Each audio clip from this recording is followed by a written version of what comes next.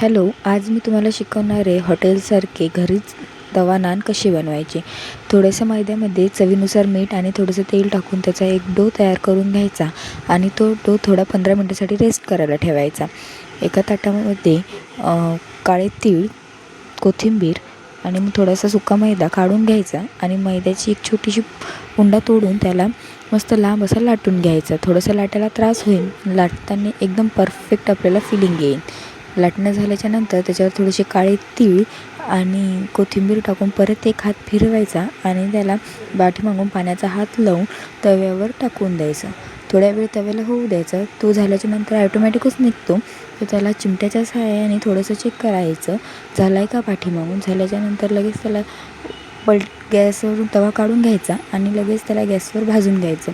गॅसवर थोड्या वेळ मस्त दुसऱ्या साईडने भाजू द्यायचं.